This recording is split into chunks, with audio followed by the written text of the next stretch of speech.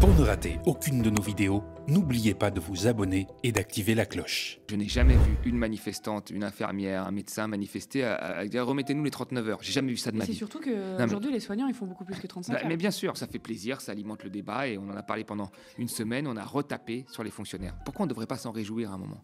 Qu'il y ait des meilleures conditions de travail, des meilleurs salaires, pourquoi on ne devrait pas s'en réjouir ? Les fonctionnaires créent de la richesse, contrairement à ce qu'on entend tout le temps. Ils créent de la richesse. Bonjour tout le monde, je suis ravie de vous retrouver pour un nouvel épisode de l'Instant Porcher avec tous les discours qu'on entend autour de nous. Notre meilleure arme est de les connaître et de les comprendre. Vous êtes plus de 64 000 à avoir signé notre grande pétition pour une répartition plus équitable et plus démocratique des fréquences TNT. Continuez de signer et de partager cette pétition sur tnt.lemediatv.fr et sachez qu'on est arrivé maintenant sur la plateforme Molotov. Vous pouvez donc aussi nous regarder là-bas en plus de Free et de notre chaîne YouTube. La diffusion du média s'agrandit et c'est grâce à vous. Merci beaucoup, on ne vit que par votre soutien, alors n'hésitez pas à vous abonner à partir de 5 € par mois. Bonjour Thomas. Salut Lisa. Alors avec toi, aujourd'hui au programme, le gouvernement s'attaque aux arrêts maladie et on revient sur la catastrophe non pas naturelle mais politique des inondations meurtrières en Espagne. Mais tout d'abord, on va parler de ton dernier ouvrage. C'est parti. Alors Thomas, tu viens de sortir un nouveau livre, une BD, c'est tout chaud, c'est il y a quelques jours. L'économie pour les 99% aux éditions Stock. Qu'est-ce que ça veut dire, c'est les 99% et c'est qui les 1% du coup ? On en a beaucoup parlé dans cette émission des 1% et des 99%. Non, quand j'ai mis ce titre, l'économie pour les 99%, ça voulait dire grosso modo l'économie accessible à tous, c'est-à-dire très bien expliquée de manière la plus pédagogique possible, et l'économie au service de tous. Donc il y a une double définition de ce titre-là, et les 99%, c'est la majorité d'entre nous.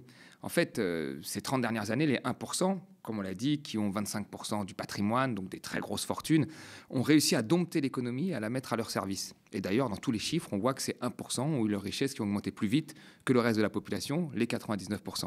Et donc ce livre montre comment, en économie, il y a des débats économiques et différents avenirs qui peuvent plus servir les 99% et dont il faut parler sur un pied d'égalité. Voilà. Et là, on te voit dedans, hein. Il y a plein de petits dessins, etc. Il y a même des scènes d'humour. J'irai pas plus loin parce que je ne veux pas non plus divulgacher. Mais pourquoi tu as choisi le format BD ? Est-ce que c'est encore cette histoire de pédagogie, d'accès à tout le monde ? C'est important de toujours élargir le plus possible. Nous, on a une émission qui est sur YouTube, on en fait des petites capsules d'écran, on la partage un peu partout, et c'est vrai qu'on a touché des gens, peut-être qu'on n'aurait pas touché dans les médias traditionnels. Dans les médias traditionnels, on peut toucher des gens qui, eux, ne sont pas trop connectés, sont un peu plus vieux, sont moins sur Internet. Avec les essais, on peut toucher des publics de lecteurs, mais il y a toujours une partie plus jeune ou parfois qui n'a pas envie forcément après une journée de travail d'ouvrir un livre d'économie, un essai parce que les journées sont fatigantes et qui voudrait un petit peu se détendre. Et là, avec le format de la BD, moi je trouve qu'on peut se détendre tout en apprenant. Et ça peut être un premier pas pour ceux qui peuvent être un peu réfractaires à l'économie, pour qu'ils puissent mettre ce pas dans la science économique et qu'après, ils aillent plus loin dans des livres notamment ou dans des émissions. Mais le format BD, je trouve que c'est aujourd'hui le format le plus pédagogique possible. Donc on commence en fait dans ce livre, j'arrive, je suis invité par une raffinerie, histoire vraie, hein, et je rencontre une jeune étudiante, Zoé, qui porte un intérêt aux questions environnementales, mais qui maîtrise mal l'économie. Et on discute un peu, elle me dit « Moi, j'aime pas l'économie, mon père est banquier, ça m'intéresse pas, ce monde travaille que pour l'argent. » Et là, je vais lui expliquer, en fait, on va faire une espèce de road trip, et à travers les gens qu'on va rencontrer, agriculteurs, fonctionnaires, ouvriers, on va parler finalement de tous les grands débats d'économie contemporains de notre société. Oui, donc c'est une histoire, t'emmènes les gens par la main. Oui, j'emmène les gens par la main et après, il y a des chiffres, etc., mais qui sont mis avec des graphiques. Par exemple, la dépense publique, c'est très marrant dans le livre, on compare les dépenses publiques américaines, françaises et allemandes et on fait des millefeuilles. Et avec, il y a une petite partie du millefeuille, il y a les retraites, les dépenses sociales, le service public. Et on voit que dans les autres pays, il y a des millefeuilles plus ou moins maigres parce qu'ils n'ont pas de retraite publique, etc., etc. Et on explique ces différences-là de manière très simple et imagée. Et pourtant, c'est une information qu'on utilise tout le temps aujourd'hui dans nos émissions ou ailleurs. Donc ça reste simple d'accès, mais c'est quand même très sérieux. On le sait maintenant, le gouvernement cherche à faire des économies. C'est au tour des fonctionnaires d'être dans le collimateur. Dimanche 27 octobre, le ministre de la fonction publique, Guillaume Kasbarian, a annoncé qu'il pensait à durcir le régime d'arrêt maladie des fonctionnaires, augmenter les jours de carence de 1 à 3 et diminuer l'indemnisation en arrêt de travail à 90% contre 100% actuellement. Pour justifier une telle mesure, les macronistes avancent que les salariés du public seraient avantagés par rapport à ceux du privé. Les premiers à être pénalisés par l'absentéisme dans la fonction publique, ce sont les fonctionnaires eux-mêmes qui sont pénalisés parce qu'ils doivent absorber la charge de travail de leurs collègues qui sont absents, ça génère du stress, ça génère des difficultés au quotidien. Les arrêts de travail, ils ont explosé depuis une dizaine d'années. Il y a 10 ans, c'était la même chose dans le privé et dans le public. Aujourd'hui, c'est beaucoup plus important dans le public et singulièrement dans la fonction publique territoriale. Ce que propose Guillaume Kasbarian avec courage, c'est d'aligner le public sur le privé. C'est une mesure, me semble-t-il, absolument salutaire. Encore une fois, on ne travaille pas assez dans notre pays et surtout, on est dans une situation dans laquelle on produit moins que nos voisins européens. Il faut absolument que tout cela change. Le gouvernement espère économiser 1,2 milliard d'euros par an. Avec ça, l'argument mis en avant, ce serait le manque d'équité entre les salariés du public et ceux du privé. Qu'est-ce qui se passe, Thomas? On nivelle par le bas, c'est le privé qui fait la règle, surtout que dans le privé, beaucoup n'ont en fait aucun jour de carence et bien d'autres avantages qu'on connaît.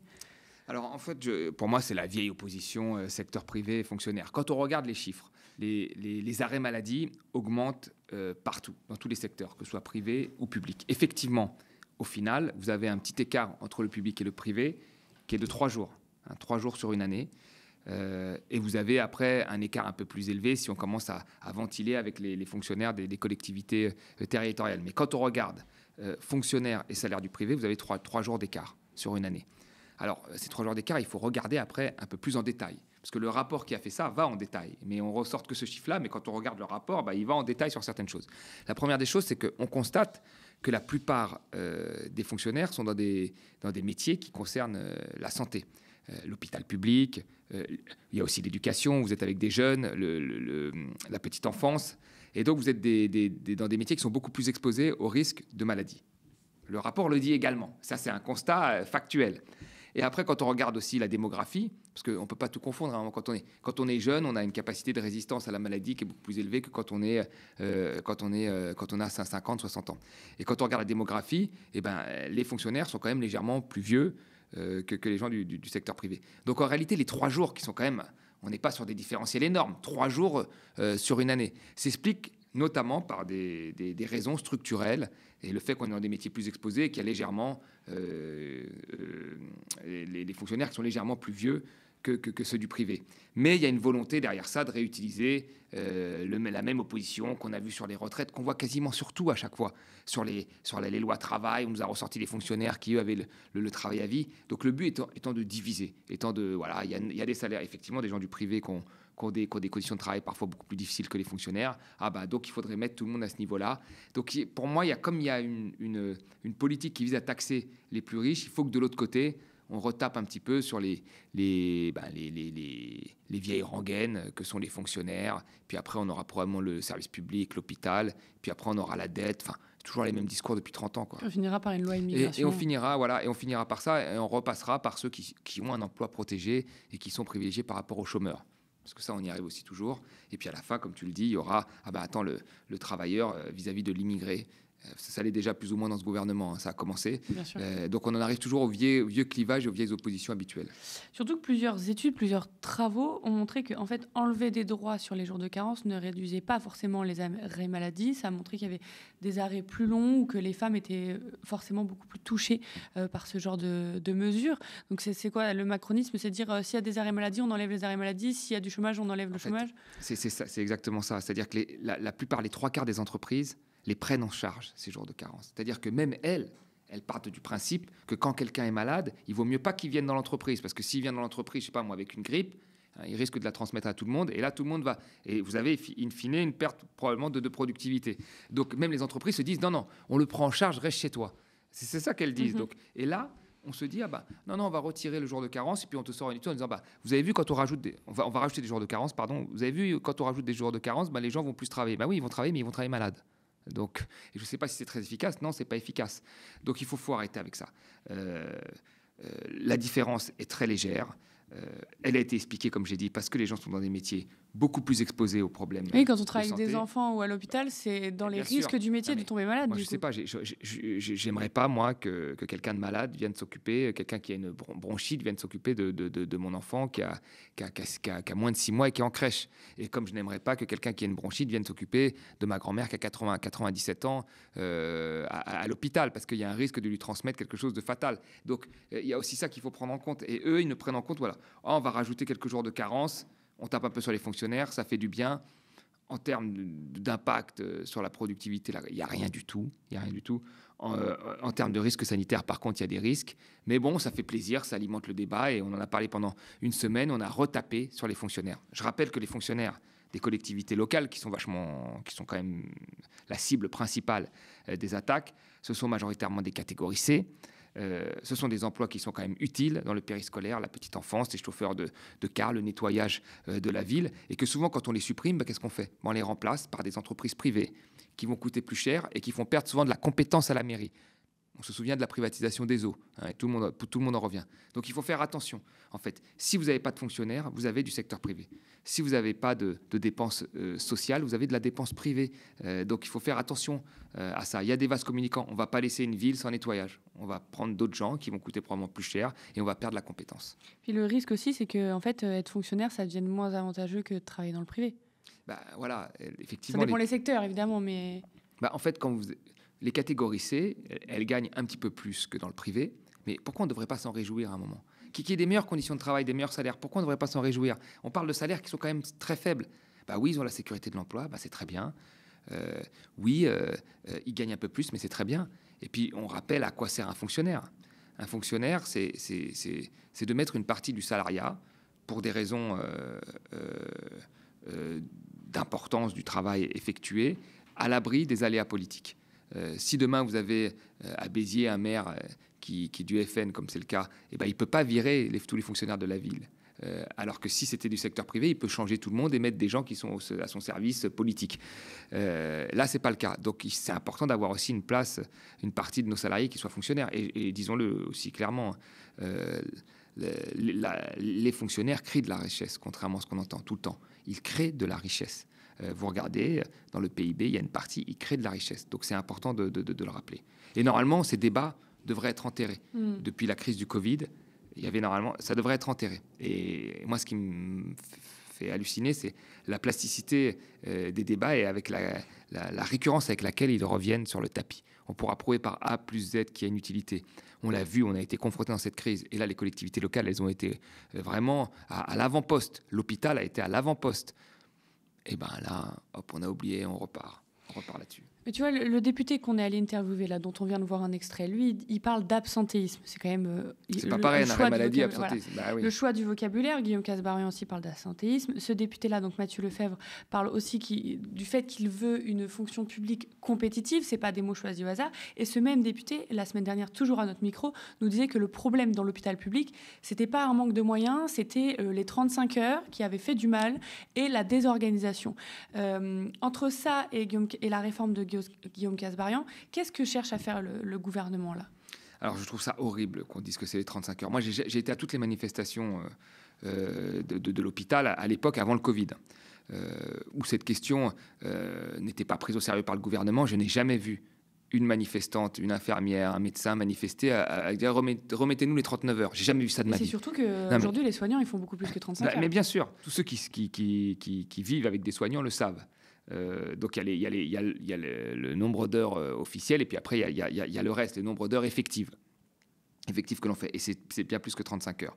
Alors bien sûr, peut-être qu'il y a eu des problèmes d'organisation, mais le mal-être de l'hôpital, c'est pas ça. C'est un manque d'investissement, la tarification à l'activité, à un moment la volonté de certains de vouloir noter, de comparer les hôpitaux, ce qui est complètement stupide. Vous voyez, ça c'est des histoires de compétitivité. À un moment, des gens pensaient qu'on devait noter des hôpitaux en fonction de leur taux de réussite et les comparer entre eux. Donc si vous faites, je sais pas moi, des appendicites, vous avez quasiment 100% de réussite. Si vous soignez des maladies graves ou des maladies rares, vous avez très peu de chances de réussite. Donc on ne peut pas comparer un service public sur les mêmes critères d'efficacité que quelqu'un qui va faire de la livraison ou quelqu'un qui va produire des pizzas. C'est pas du tout la même chose. Un service public, il n'a pas la même obligation de résultat que le secteur privé parce qu'il n'est pas sur les mêmes matières. Il ne fait pas la même chose. Donc, vous voyez, la compétitivité, elle a été faite. Ça a été fait. On a vu ce que ça a donné. partout dans tous les services publics. Ça a rendu le service public moins accessible, ça l'a appauvri, il y a eu un certain nombre de réglementations en plus qui ont été faites, d'organisations en plus, qui ont rendu encore plus difficile l'organisation de l'hôpital. Et aujourd'hui, on en est revenu, on devrait en revenir. Ce dont ont besoin les hôpitaux et le service public, c'est des moyens et de l'investissement. Et ils vous le disent tous, à l'éducation, c'est des moyens d'investissement, l'hôpital, moyen d'investissement. Et je dirais même, dans les entreprises de l'énergie publique, on a besoin d'investissement. Donc il ne faut pas tourner autour du pot en nous disant qu'on va réglementer, faire de la compétition, faire du new management public, ce qui a déjà été fait ces 20 dernières années. L'Espagne connaît des inondations meurtrières qui tournent en catastrophe humanitaire avec au moins 217 morts, des blessés, des disparus et des immenses dégâts. La région de Valence a connu des pluies diluviennes causant des inondations les plus graves connues de notre époque. La population, très en colère, a même jeté de la boue sur le roi en visite et il a dû être évacué. En 2023, le président de la région avait supprimé l'unité d'urgence dédiée à la gestion des catastrophes. Thomas, on nous parle beaucoup de catastrophes naturelles. Est-ce que là, c'est pas plus une catastrophe humaine et politique, ce qui est arrivé ? Si. Il y a en fait... Alors déjà, la première chose qu'il faut dire, c'est que les catastrophes liées au dérèglement climatique, qu'il faut bien dissocier des catastrophes naturelles, vont être de plus en plus difficiles à évaluer. Une catastrophe naturelle, vous pouviez parfois, selon un certain nombre de facteurs, avec des modèles probabilistes, estimer le risque de catastrophe naturelle et même le prévoir parfois. Sur les catastrophes liées au dérèglement climatique, ça va être de plus en plus compliqué. Tout le monde le dit, parce que c'est un méli-mélo de risques entremêlés, ce qui fait que ça rend les situations très difficiles. À partir de ce moment-là, il faut en amont, effectivement, maintenir des services publics qui puissent permettre de prévoir et puis même préparer les populations à ce type de situation. Comme au Japon, quand on vit dans une zone sismique, on sait quoi faire. Là, grosso modo, dans cette affaire, le SMS a été envoyé trop tard, mais il n'a pas été pris au sérieux aussi par un certain nombre de personnes qui ont dit « Oh non, ça va bien se passer », qui ont pris leur voiture. Personne ne sait comment réagir demain en cas de catastrophe naturelle. Si on avait le même type d'inondation à Paris, je ne sais pas où, un problème similaire, personne ne sait comment réagir. Certains vont vouloir partir, peut-être ça va être la mauvaise décision, certains vont... On ne sait pas. Donc il faut aujourd'hui former les populations à ça. Et puis après, en amont, il faut aussi que les politiques prennent la mesure du problème. Je veux dire, pourquoi il y a eu cette coulée d'eau ? Parce qu'il y avait beaucoup de routes, il y avait une artificialisation des sols qui a fait que l'eau a coulé, elle n'a pas été absorbée par les sols, et comme tu l'as dit, parce qu'il y avait des baisses de dotation sur des fonctionnaires dans des secteurs liés au climat que l'on jugeait inutiles. Et c'est ce que l'on fait aujourd'hui en France, parce qu'en France, les premières coupes, c'est toujours pour l'écologie. Deuxième Bercy, mais c'est souvent l'écologie. Donc on fait quasiment la même chose. Alors même que quand on est confronté à ce type de risque, vous l'avez vu, l'Espagne, c'est un pays riche et ils n'ont pas réussi à être à la hauteur. Au-delà de s'adapter aux risques climatiques, il y a aussi le fait de les atténuer parce qu'on ne peut pas s'adapter dans un monde à plus 3 degrés. Enfin, beaucoup pointent une inaction climatique aussi qui, le résultat, c'est ça en fait. Ouais, et ils ont raison. Ils ont raison. Ils ont entièrement raison. Moi, je pense à toute cette nouvelle génération de militants pour le climat qui disent sans cesse ce n'est pas suffisant, qui demandent plus, et je trouve ça très très bien. Parce que oui, tout à fait. Quand on regarde les rapports du GIEC pendant très longtemps, et c'était l'idée qui était arrivée, même si le GIEC pointait parfois du doigt des différences, mais on pensait que les risques climatiques étaient pour les pays les plus pauvres. Et d'ailleurs, en fait, les plus vulnérables, encore aujourd'hui dans le rapport du GIEC, les plus vulnérables, c'est les 3,5 milliards d'habitants les plus pauvres de la planète, qui ont une très forte vulnérabilité, alors qu'ils sont responsables que de 10% des émissions de CO2. Et ensuite, il y a un autre facteur qui est bien sûr la région où vous habitez. Si vous habitez dans une région désertique, polaire, etc., il y a des risques un peu supérieurs. Mais on pensait toujours que c'était pour les plus pauvres. Or là, l'Espagne, c'est un pays riche. Les Espagnols sont des pays riches et ils ont pris de plein fouet cette crise climatique. Et donc, il y a beaucoup de gens, des militants, qui nous disent depuis longtemps, oui, l'action climatique, elle se joue aussi dans les pays riches. D'ailleurs, parce que les pays riches ont historiquement un impact sur le climat beaucoup plus fort. Donc moi, je comprends leur désarroi. Oui, il y a nécessairement et obligatoirement des questions liées à l'adaptation. C'est-à-dire qu'il va falloir qu'on se prépare à ce type de risque. Et là, c'est une forme d'adaptation. Mais après, il va falloir faire en sorte d'atténuer le plus possible la trajectoire aujourd'hui qu'est la nôtre. Et après, la méthode pour l'atténuer, je ne sais pas. Alors, moi, j'adore les jeunes militants, mais je ne sais pas si on l'a encore trouvé. Moi, je pense toujours aux anciens qui étaient minoritaires, comme Maxime Combes, qui a fait un travail formidable dans les années de 2000-2010. Geneviève Azan, d'Attaque, qui était encore avant Maxime Combes, qui a fait un travail génial. Et puis maintenant, ça infuse dans la société. Vous avez des militants pour le climat avec des positions extrêmement radicales. Ça parle à certains. Je ne pense pas que ça puisse parler à tout le monde. Et l'important, vraiment, c'est de réunir le maximum de monde. Et pour réunir le maximum du monde, on l'a déjà dit ici, il ne faut pas que la question du climat devienne une question morale. Je suis un homme parfait. Regardez, je mange tout comme il faut, je me déplace comme il faut, j'arrête de prendre l'avion, je n'achète plus de vêtements, etc. Parce que vous heurtez. Alors certes, c'est très bien parce qu'il y a des gens à heurter qui profitent trop, mais vous heurtez aussi toute une autre partie de la population parce que personne n'est parfait. Personne n'est parfait. Des gens prennent leur voiture pour aller travailler, des gens pauvres le font. Des gens peuvent prendre leur avion pour aller voir leur famille à l'étranger. C'est toute la question de politiser l'écologie et d'avoir une conscience de classe voilà, dans l'écologie. Bien joué, exactement. C'est ce que disait Marx. Non mais oui, c'est ce que disait Marx. Marx disait les individus sont libres dans un système qu'ils n'ont pas choisi. Ils sont libres de leur vie dans un système qu'ils n'ont pas choisi. Grosso modo, il disait ça. Si on commence à attaquer la personne et qu'on fait de l'écologie un problème individuel, qui en est un aussi, mais on ne va pas réussir à gagner. Il faut vraiment que ce soit un combat effectivement de classe aussi. Parce que c'est en fait, surtout que la véritable écologie punitive, c'est les plus pauvres qui trinquent. On ne peut pas être dans un système où tout est déréglementé en haut pour, in fine, que tout repose sur l'adaptation du consommateur en bas. Tout doit être réglementé en haut, justement, pour que le consommateur soit libre de tout ça. Alors, moi, je comprends, moi qui ai fait des conférences sur le TAFTA, les traités de libre-échange, à la fin de la conférence, les gens me disaient, qu'est-ce qu'on peut faire ? Alors moi, je dis toujours, allez militer, allez interpeller vos dirigeants politiques. Ils disaient, non, mais concrètement, dans notre vie, qu'est-ce qu'on peut faire ? Et les gens, ils veulent avoir des choses à faire concrètement dans leur vie. Mais ça ne peut pas être que ça. C'est un combat aussi qui est politique, très politique, me semble-t-il. Oui. La Commission européenne s'est réjouie d'une baisse des émissions nettes de gaz à effet de serre de 8,3% en 2023 dans l'Union européenne, donc, par rapport à l'année précédente, grâce, je cite, au développement des énergies renouvelables. Thomas, est-ce que tu vois ça comme une bonne nouvelle ? Et surtout, est-ce que c'est efficace de regarder seulement à l'échelle européenne, dans le sens où l'Union européenne n'est pas présente que dans l'Union européenne, c'est-à-dire que les pays européens produisent partout dans le monde et polluent partout dans le monde. Qu'est-ce qu'on peut se réjouir de cette nouvelle ? Alors, là où on peut s'en réjouir, c'est qu'effectivement, il y a le développement des énergies renouvelables qui s'est fait quand même en Europe et que les choses quand même avancent trop lentement, mais elles avancent. Sur la question des mines de charbon, etc. À l'intérieur de l'Europe, ça devient de plus en plus compliqué. Ça ne veut pas dire que c'est fini, mais voilà, les choses quand même avancent. Dans les mentalités, ça avance. Toute une génération, et on l'a dit avant, qui ont fait des longues études, souvent dans les meilleures écoles, ont conscience de ce problème climatique. Donc les choses avancent quand même. Mais après, il faut faire très attention. Les émissions de CO2, c'est une chose. L'empreinte écologique, c'est autre chose. Dans les émissions de CO2, vous savez, par exemple, l'Île-de-France, en termes d'émissions de CO2, l'Île-de-France, c'est la plus faible des régions en France. C'est la plus faible. Pourquoi ? Parce qu'elle ne fait que des services et elle ne produit rien sur place. Tout ce qu'elle produit, elle l'importe des autres régions ou du monde entier. Quand on commence à prendre l'empreinte écologique, c'est-à-dire les consommations qui sont importées, et bien là, tout de suite, l'Île-de-France devient celle qui a le plus gros impact sur le climat. Donc, il faut faire très attention, c'est-à-dire que tant qu'on se sépare de nos industries, tant qu'on consomme des biens produits en Chine dans des conditions énergétiques mauvaises, avec des centrales à charbon, conditions sociales mauvaises, et ben finalement, on est toujours plus ou moins responsable. Donc, il faut regarder l'ensemble des indicateurs. Oui, il y a du progrès, et c'est une bonne chose, parce qu'il y a un progrès, parce que les taux de croissance des émissions de CO2 au niveau mondial sont moins fortes que la décennie précédente. Donc, il y a une forme de progrès. Est-ce que c'est suffisant ? Pas du tout. Quand on voit la trajectoire, on est sur une trajectoire encore beaucoup trop haute par rapport à la trajectoire de l'accord de Paris. Mais maintenant, on ne peut pas se réjouir en disant « Ah, on est les seuls à faire des efforts, nous c'est bien, le problème c'est la Chine » quand nous consommons des biens importés de ces pays-là. Donc, il faut vraiment regarder l'ensemble des scopes. Le scope 1, c'est les émissions. Le scope 3, c'est ce qui prend tout en compte, nos importations, etc. Et là, on a une vision un peu plus claire de ce qui se passe. Merci Thomas. Merci Lisa. Et tu donnes rendez-vous du coup aux gens qui voudraient te rencontrer à Paris ? Oui, le mercredi 6 à la librairie ici, qui est à Grand Boulevard, boulevard Poissonnière. Il y a une présentation à 19h de la BD, suivie d'un échange et d'un petit cocktail. Donc je rappelle l'économie pour les 99% que tu as coécrit avec Ludivine Stock et Raphaël Ruffier-Fossoul aux éditions Stock. Merci.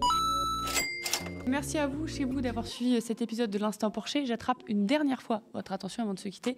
La situation politique est inédite, historique, 2 directs par jour, du terrain, du reportage, mais aussi de l'enquête. Le média, c'est 25 travailleurs et travailleuses qui produisent de l'information au quotidien. Vous le savez, notre candidature solide et soutenue pour une chaîne télé des médias indés sur la TNT n'a pas été retenue par l'Arcom. Le groupe Bolloré, lui, conserve 6 fréquences sur 15, dont CNews. Nous exigeons une répartition plus équitable et plus démocratique des fréquences TNT. signez et partagez notre grande pétition sur tnt.lemediatv.fr et sachez qu'on est arrivé sur la plateforme Molotov. Vous pouvez aussi donc nous regarder là-bas en plus de Free et de notre chaîne YouTube. La diffusion du média s'agrandit et c'est grâce à vous. Merci beaucoup, on ne vit que par votre soutien, alors n'hésitez pas à vous abonner à partir de 5 € par mois. Spectateurs, abonnés, donatrices et sociaux, je vous dis à la semaine prochaine.